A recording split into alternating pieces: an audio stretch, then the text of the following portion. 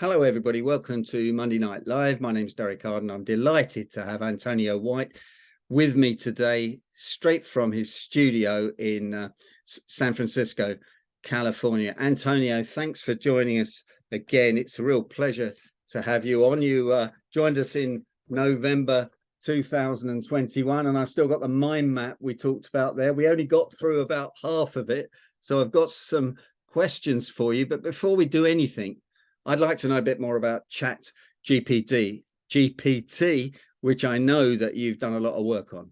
Thanks for joining me. And you're Happy muted. to be here. Brilliant. Wonderful to see all my friends here and new friends as well. Thank you for the opportunity to connect and spend time with you. Is good time well spent, Derek. So thank you. The challenge with ChatGPT, what is ChatGPT? ChatGPT is an application, and think about it as an autocomplete.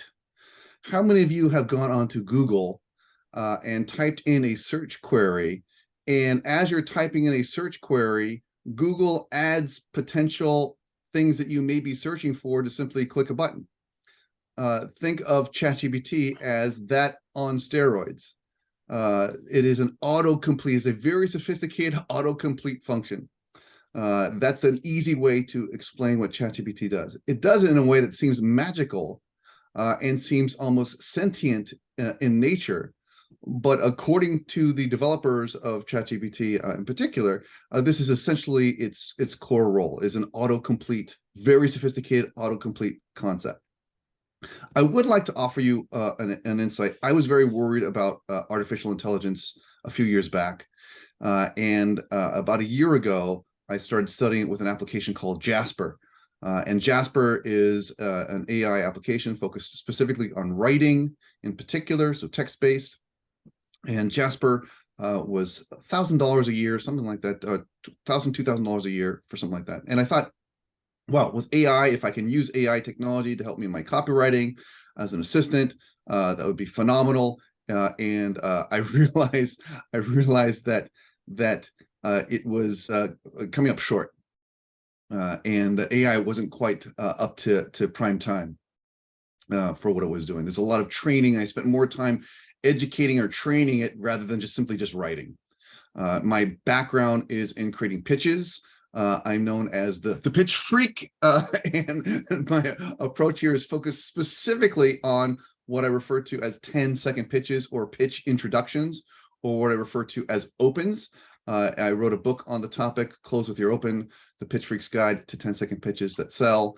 And my specialty is supporting people in creating instant interest and engagement. So my whole study, my whole career has led to this point, focusing on helping people connect instantly with interest and engagement specifically for investors and for high value customers, so high ticket customers.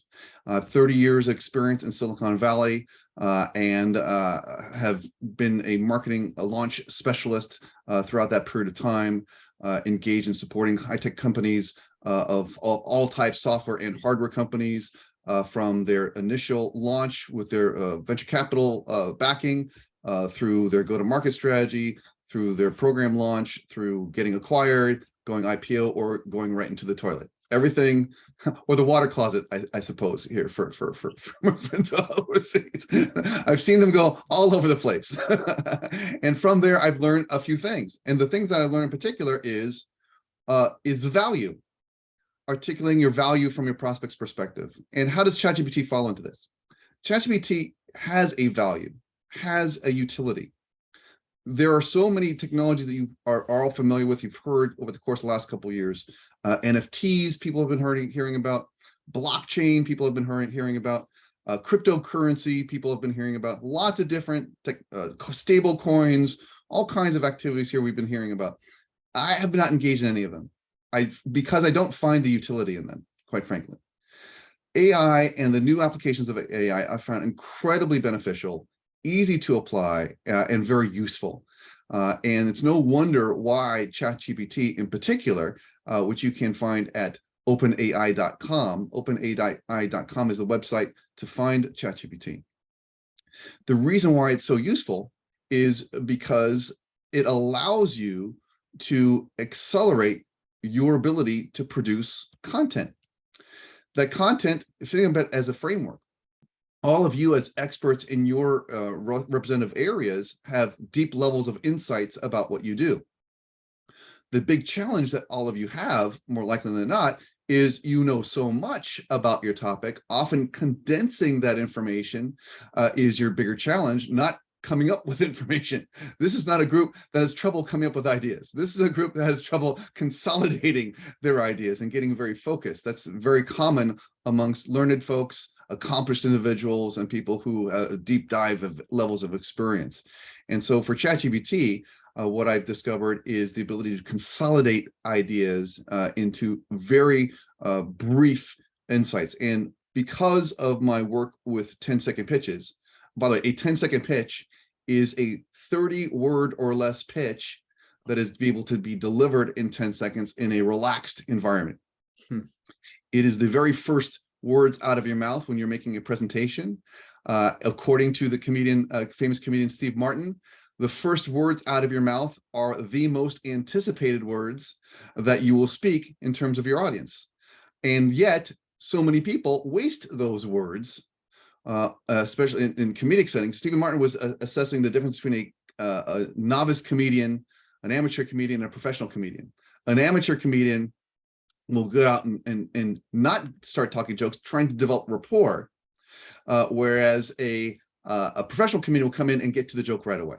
Steve Martin says, tell your joke right away, have it be the first words out of your mouth, because that sets the tone for your entire presentation. And I took that to heart. And I think if you follow wonderful speakers, engaging speakers, the more quickly they engage you into their world, the more engaged you are and the more joyful the experience often is, whether it's a professional speaker or an entertainment venue of some sort. And what I discovered is, according to YouTube, which is the second largest search engine in planet Earth, that 20%, according to a YouTube study 3 years ago, 20% of people who clicked on a video in YouTube, or either their thumbnail or headline, 20% of those people abandoned the video, left the video within the first 10 seconds. And through that program here that I studied with for a year with Daryl Eves, who was a high YouTube strategist of high regard. He's the person that Google and YouTube calls when they want to make improvements to YouTube. He is offered some insights. Why do people abandon videos? And the one reason why they abandon videos predominantly is because they aren't finding what they're looking for. A headline is essentially an expectation. When you send somebody a headline, you're setting the expectation. What are they about to see? If you don't deliver on that expectation through that you promise in your graphic or in your headline, if you don't deliver on that promise within the first 10 seconds, there are so many millions and millions of videos that people will simply abandon it and move on to the next one. Now, you might think, well, 20% of the people who abandon a YouTube video, what's the big deal? Well, if that's your video, it's a big deal. If it's your video that you're using to promote your business, if it's your video that you're using to make a living, whether you get paid for advertising views or you provide it as a tool for lead generation or conversion, you want to make sure that you're leveraging your video up front with the most beneficial knowledge for your customer. And so how does this apply to ChatGPT? It applies to ChatGPT because a useful element for many of you is to focus on how to quickly articulate your value. And one of the things that you can do with ChatGPT is consolidate and condense very wordy introductions and have ChatGPT offer a value-focused introduction for you. What do I mean by that? What I mean by that is allowing ChatGPT to take, and quite literally, I can have 500 words and I can have ChatGPT consolidated into the 50 most useful words. I can take 250 or 500 words and have ChatGPT give me a 10-point bullet list of the 10 most important words of the entire 500 words. And more often than not, it's right. More often than not, it's right. So think of ChatGPT like a calculator. Think of ChatGPT as a useful tool that can help you consolidate your message. For this group, I say consolidation of your messages is probably the most useful benefit for you, not to create new content. Not to create new content. ChatGPT, for people that know what they're doing, is very challenging. Now, remember, there's a couple things to think about when you think about ChatGPT. Number one, you can't trust it. because it is learning based upon other people's knowledge. So it's not something that you should be putting a lock stock of trust into. Everything needs to be verified. It makes things up. It makes things up. So you can't trust that as well. And it doesn't have your knowledge. It doesn't have your knowledge. So for people that have extensive levels of knowledge, deep levels of expertise, I want to offer you one insight. The most important element of what you're doing is helping people find what they're looking for. Is helping people find what they're looking for. And for you folks on this call, my thoughts are, your value is not in the answers that you give. Your answers are meaningless. In this kind of a group, it's the questions that you ask that are more meaningful. The more knowledgeable that you are about your topic, the better quality of questions that you ask. ChatGPT doesn't ask questions. It doesn't know what to ask. ChatGPT assumes that you know what you're talking about. Right, exactly, right, yes, right. Too many people are trusting ChatGPT as a shortcut, an attempted shortcut to bypass the traditional learning gap. ChatGPT, and the challenge here is, imagine, as you're engaging with an application like ChatGPT, so people think, well, it's very intelligent, it's very smart. I thought about this morning in preparation for this call. How much more intelligent is a CD-ROM for those of you? This is an audience that knows what a CD-ROM is. This is an audience that knows what a floppy disk is, or a punch card for that matter, right? So what is smarter, a book or a CD-ROM? There's no difference. What's the difference? Neither of them are smart. There is no intelligence inherent in it. It's a piece of data. The fact that you can access data faster does not mean that it's intelligent. It just means faster access to data. And so think about ChatGPT as faster access to concepts and ideas that either stem from outside of content that's been trained upon, or helping you to consolidate ideas that you're working on. And you can use it yourself. And the nice thing about it is that it works just like typing into your word processor. It's as easy to use as typing into your word processor. It's as easy to use as a Google search. And yet the content here is far more compelling if you are an educator. If you're an educator, if you're a consultant, if you're a trainer, this is an incredible tool for you to increase your productivity. Why? So many concepts that we're working on all the time. Derek. How do you do it? Let's ask some really simple questions. So let's say, I put my website into it and say, consolidate that into 50 words. How would that work? Would I cut and paste it in? You can absolutely do that. You can absolutely do that. So if we went so you could take any website, and so what is your website, Derek? DerekArden.co.uk. DerekArden.co.uk. So I can take Derek's website here, and well, you've actually done a wonderful job consolidating your website to a great degree. So you don't have a lot of wordy. Let's see. Let me see if I can find. Here we go. I'm going to take your negotiation expert advice, and let me do this while I have here. Let me do the little thing for everybody here. I'm going to come here and I'm going to actually, let's take a look at ChatGPT. Let me show you what it looks like. I don't know if you can see me. You might have to make me large in this. We can see it. Yeah, it's all good. All good. Here, but I'm going to take here and I'm going to just simply ask, consolidate the following copy or following text into 10 bullet points, 10 core bullet points, the 10 most relevant bullet points to the 10 most relevant bullet points for a prospective customer. All right, and then colon, and then boom, boom. Okay, so I took a block of copy from Derek's website, and from there it gave me 10 bullet points.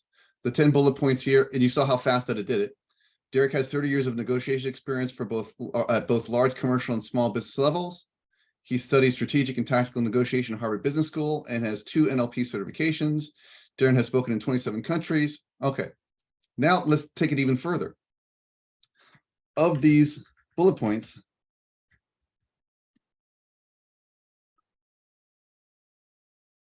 which are the three most important to a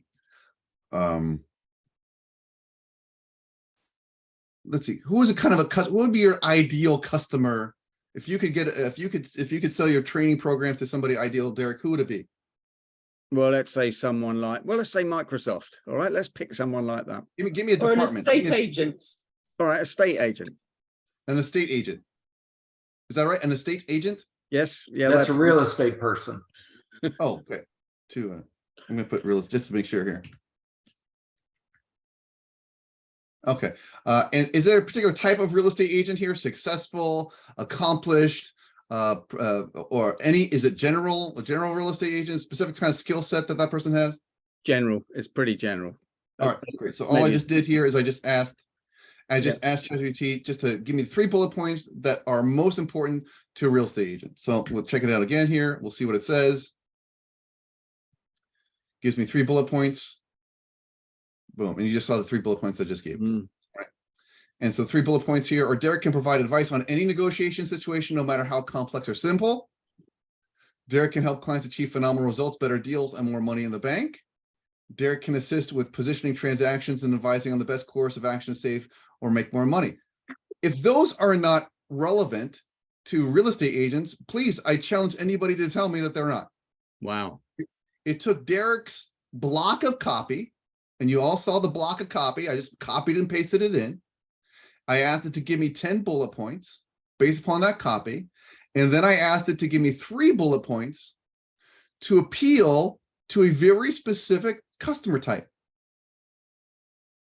It didn't make up anything. It leveraged Derek's concept, Derek's words.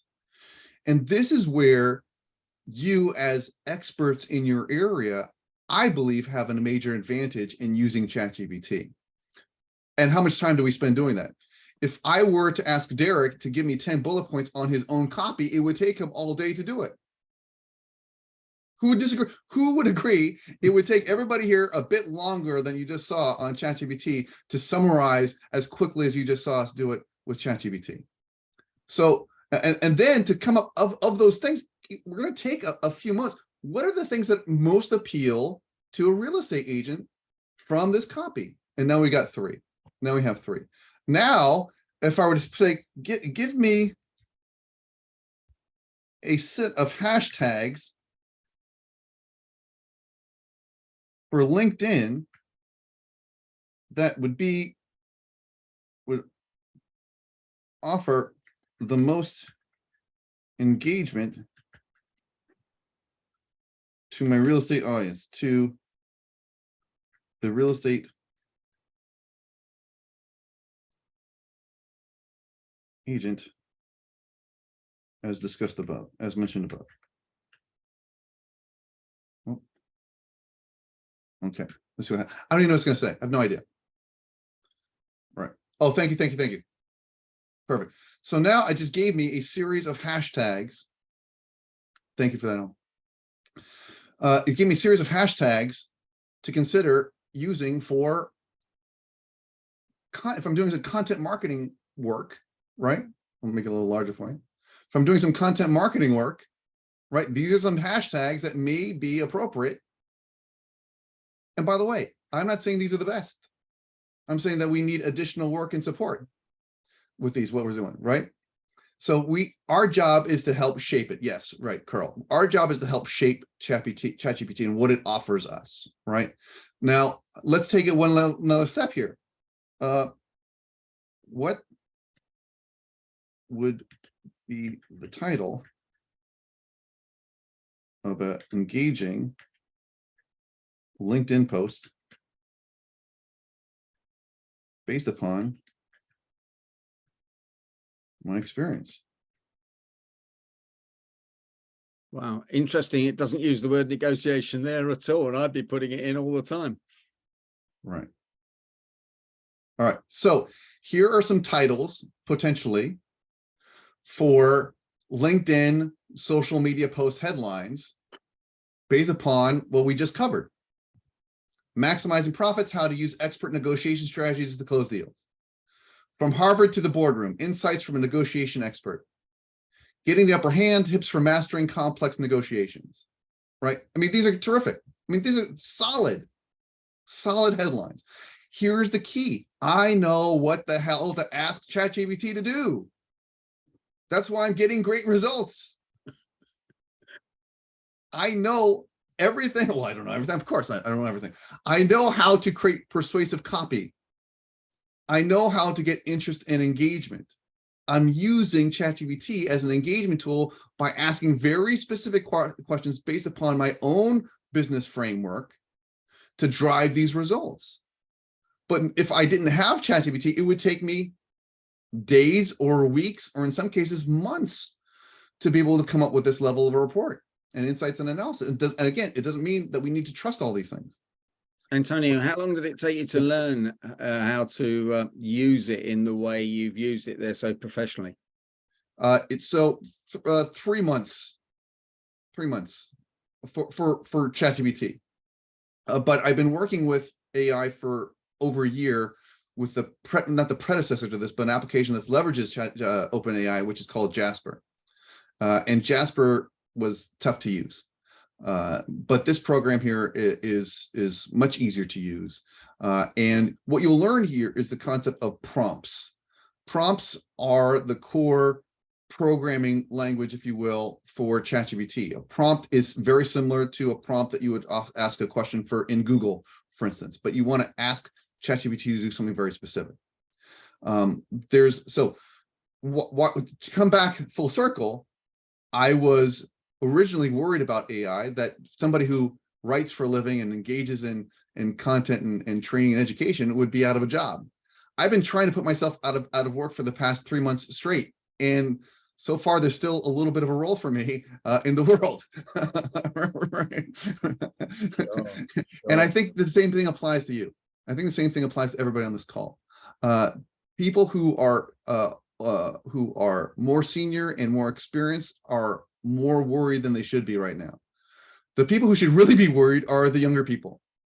The people who really should be worried are the people who don't have your levels of experience or insights or understanding of frameworks or processes or what have you, because these are the people most easily replaced by ChatGPT and AI applications. It is not the folks that have the institutional knowledge that are going to get replaced by this. It is the people here who are the paralegals. It is the people here who are the assistants. This is a challenge, by the way, obviously. The good news, I believe, is if you follow the curve of technology development, very often there are new types of jobs. Correct, Gabrielle. Yes, I totally agree. There are new types of jobs, which is exactly what we're just going into. New types of jobs available based upon this technology. And so the idea of people maybe moving from one type of occupation to another, I don't believe that layoffs, the advancement of AI is so large, it's so fast, it's so profound. I look at it as in the same level of awe as I looked at the first website browser. This is how I look at it. It's my own personal opinion. As exciting as the first internet browser was, I'm as excited about this. I wasn't excited about virtual reality. I wasn't excited about the metaverse. I'm not excited about cryptocurrency. I'm not excited about all those things. This I'm excited about because I see the utility. I see the value. And it's easy to apply. The biggest challenge in technology is adoption, technology adoption. And so it is so easy for anybody to start playing around with ChatGPT and start playing around with it. Here's my advice to you with regards to using the application. Number one, leverage your own thinking. Leverage your own thoughts about how processes are completed, how your own frameworks, your own approach to solving challenges. Remember, ChatGPT does not ask you questions. ChatGPT assumes that you know what you're looking for. These are also problems, right? Inexperienced people, how many of you would recognize as experts in your individual areas that true success in your area from somebody who's brand new is probably counterintuitive? Would anybody agree? Anybody agree? Anybody disagree? Yeah. Whether it's a golf swing, or whether it's study economics, or whether it's your own area of expertise, it's very likely that being an expert level in your area, being accomplished and successful, effective, is counterintuitive for people who are brand new. And yet, these are the kind of questions that they're asking ChatGPT, expecting to get Derek Arden level answers, right? Right? Expecting to get John Lisby level answers, right? Or Helen Kay or Shelley Bridgman, right? Or Gabrielle, right? The finance coach. They're not going to get Gabrielle, the finance coach level answers without understanding the scope and breadth of truly what is important. So there'll be people that are, you'll see on video say, well, just have ChatGPT imagine it's an expert. ChatGPT cannot imagine. It's not sentient. It may offer you a different response or an answer. It may even offer you perhaps a tighter answer, but it's not replacing Tim Durkin anytime soon, right? Alex has already been using ChatGPT. Fantastic. I think the key here, look, the biggest mistake people are making right now, as soon as they open their mouth, is they're talking about themselves. They're talking about their name, my business name, my product, my service, my offering, what I like to do. These are terrible mistakes that people are making when they open their mouth for a presentation or a pitch. The most effective thing that you can do, especially with ChatGPT, is offer the opportunity to personalize the introduction of your presentation based upon the needs of your audience. So I'll be talking about this in NSA on April 27th, I think, to NSA-NC. Leveraging ChatGPT to customize your introductions for your presentations and offer some additional insights that you may not be aware of, or something creative, is a fantastic tool to be able to do, to use. So maybe I just realized how much I've been rambling. Well, maybe there's some questions. No, You've seen an example of it. I'm happy to have a conversation. We can play around with this a little bit more. Whatever makes sense, most sense for the audience. And Antonio, the first thing I was going to say was everybody here has written an article or two somewhere, even if it's back in their files, but they could do with that article what you just did into ChatGPT and have 10 bullet points or 3 bullet points, which would give them an amazing USP, I guess. So that would be the simplest way. Hold. Let me just offer a suggestion. Not a USP. I wouldn't say, a unique selling proposition is a strategic differentiation between you and somebody else, right? So I would say an engaging piece of content, possibly, right? So for in this regard here, you can take a headline. Anybody here can take a headline, and from that headline, come up with an outline for a talk through ChatGPT. Anybody can take that outline from that talk and create a 30-minute presentation with bullet points that you can incorporate into your PowerPoint. Anybody can take that 30-minute presentation with the bullet points and create a workbook, a course. You decide. Another book if you want. Now, here's the key thing. It is ultimately your work. You are asking ChatGPT to do what I call conceptual heavy lifting. For all of you, the biggest mental effort that you take, more likely than not, is consolidating concepts into a core cohesive idea. Universities are really bothered about this, aren't they? They think it might put them out of business. Is that true? I don't agree. I don't agree. Look, we all, how do you learn how to learn? A learning environment teaches you, hopefully, if anything, teaches you how to learn, right? And how to verify and validate, right? These are important things that we learn. And building relationships, by the way, you build relationships in college. You build relationships in university. You build alliances. You build friendships. The most important skill set, I believe, that you can have in pitching has nothing to do with the words that you make. It's your ability to connect with other people in a meaningful way and build relationships. I tell so many people that I train for pitching to investors is one rule. The easiest way to get an investor is to not need an investor. right? It means that you're already organized, you're already selling, you're using investors' money to scale and grow your operation, right? At the same time, the worst time to talk to investors is when you need them. You want to talk to an investor before you need the investor. You want to connect with people who can be helpful to you before you actually need them. That's why we should be building relationships. This is why I'm so honored and privileged the opportunity to be here with you, Derek, and this wonderful group of folks who I appreciate so very much. So look, our skills as humans still is being human. We still do human better than AI for now, right? Building great relationships, bringing value to other people, making them feel valued is still a vital task and a skill that people can be trained on and can bring meaningful benefit to them.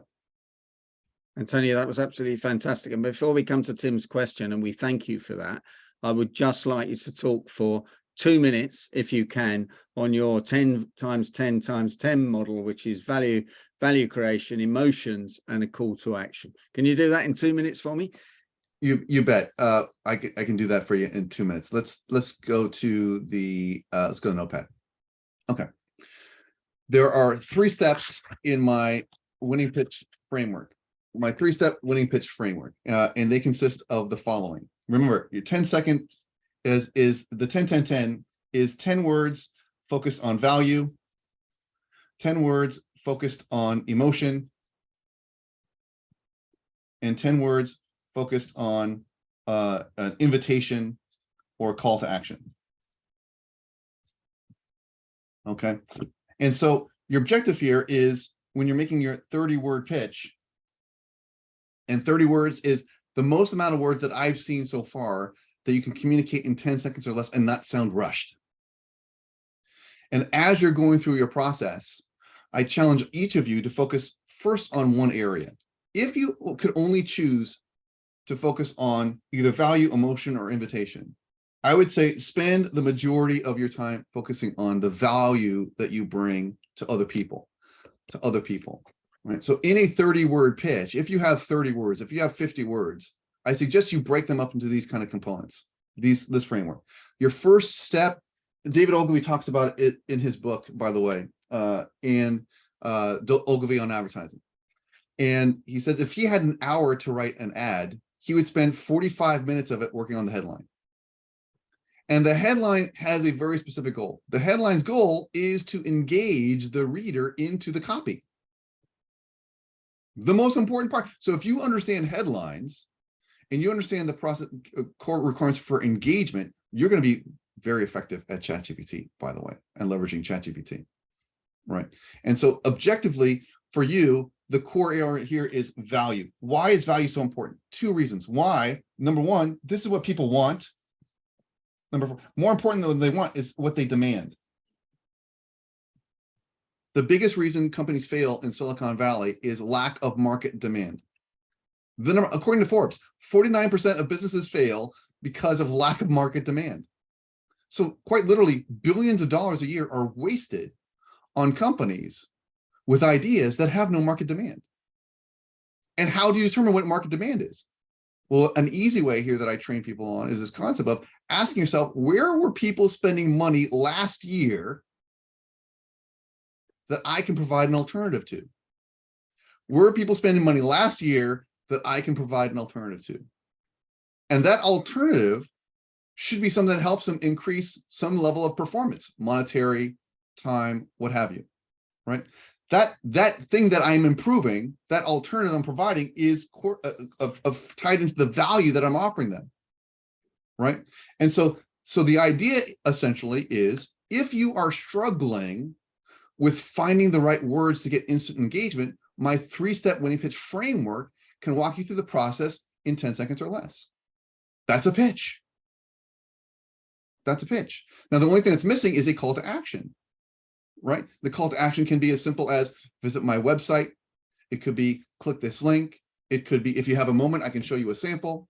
We overcomplicate things so much. And so what I'm worried about what's happening with ChatGPT, to get back to the ChatGPT side, is we are going to have a explosion of useless content. If you thought we had useless content right now, wait, wait, wait. And guess what? I think it's good. I think it's good because the more useless content there is, the more people will be yearning for high quality content. And what kind of content specifically? Educational content. And how can people trust your educational content, right? Is you're going to guide them through the process. You're going to bring them value. You're going to show them how to solve challenges, right? Right now, I think the biggest opportunity for people like you on this call is to burnish your brand, build your brand, build your reputation. Because ultimately, if you measure one piece of content or book to another, how do you know which one you should be reading? How do you know which website to go to? How do you know which event to attend, which video to watch? Ultimately, your brand is an incredible opportunity for you to be able to differentiate yourself. So normally I would say the quality of your product will differentiate you. But what if people aren't informed enough to be able to make a logical differentiation? We have over here, I spent years with friends playing a card game called Texas Hold'em here about 20 years ago, which is a lot of fun. And we have, anybody who's brand new to playing Texas Hold'em, you're applying all these rules. And one of my very first games, I should say, somebody was trying to intimidate me on a bet during the course of the game, and I didn't understand that they were trying to intimidate me. I was just kind of focusing on my cards. And so I played my cards and I won the hand. Right? And the answer here is you cannot bluff somebody that doesn't know how to play the game. You can't bluff somebody that doesn't know what the hell they're doing. Right? And so my objectives for you is 30 word. Everybody's pitch should be 30 words less their introduction, 10-second introduction, and then take a breath. So why is this? Because if you go on past 10 seconds, you risk engagement with your listener. You risk engagement with your audience. And the focus of value up front is your core hook. Are you struggling to find the right words? What if you never had to guess again about picking the right word in your pitch? What if you never had to guess again about a single marketing decision that you need to make in your business? How many people would love the idea of never having to guess again? Show of hands, never guessing again, making another guessing about any marketing decision, advertising decision, strategy, what have you, right? How could you offer the same general concept for your area of expertise? The likelihood is that if you create a framework, if you create a process, there is very little to guess. It's simply plugging into your framework. How many of you have a framework that you apply in making decisions and guiding people through challenges? So. Okay, all right. I have a program, by the way, on creating frameworks. FYI, we could talk about that another time. But if you don't have a framework, I'm going to guess that you have a framework that you have simply not documented yet. Folks on this call, you very likely have a framework already. You just not have documented it yet. That framework will be one of your core positioning tools as you're building your brand, by the way. So my 3-step winning pitch framework, that is a brandable concept based upon a framework where I take somebody's content, plug it into my framework, and out comes a pitch. A little tactic, by the way, a little fun thing here that you might appreciate is I've conducted 187 10-second pitch challenges on Clubhouse. I've conducted 187 episodes of the Pitch Freaks 10-second pitch challenge, where I run people through a program to create a 10-second pitch, and then I give them the opportunity to what I call passing the pitch freak. And passing the pitch freak, if you pass the pitch freak, what does it mean? It means guaranteed instant interest and engagement from a qualified investor or prospect.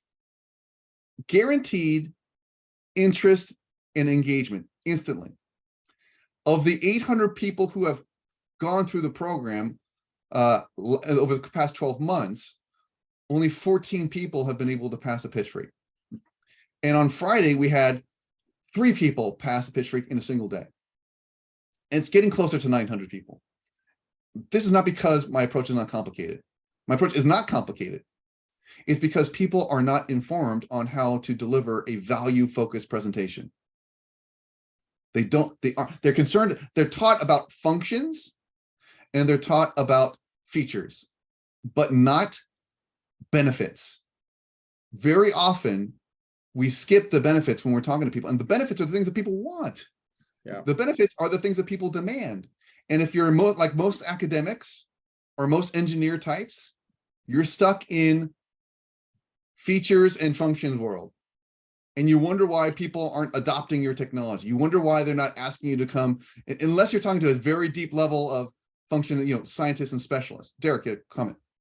Antonio, we're really out of time, so I wanted to thank you, but will you stay on and answer? We've got a number of questions coming up for you. Will you stay on? And perhaps I'll record that as well. But can I thank you for coming on? Can I recommend your book to everybody? It arrived on Amazon the day after I ordered it here in the UK. And I've mind mapped it and everything else. So if people want to get hold of you, I think it's AntonioWhite.com, isn't it? Or is it the Pitch Freak? It's pitchfreaks.com. Antonio at pitchfreaks.com. Fantastic. And thanks so much for joining Monday Night Live for the second time. We could have gone all day long. I think we could have done, but I'd probably have had to pay you a lot of money for that. Release the Pitch Freak and I just go. Okay. Can I ask everyone to thank Antonio in the usual Monday Night Live way? Thank you so much for doing that for us. My pleasure. My pleasure.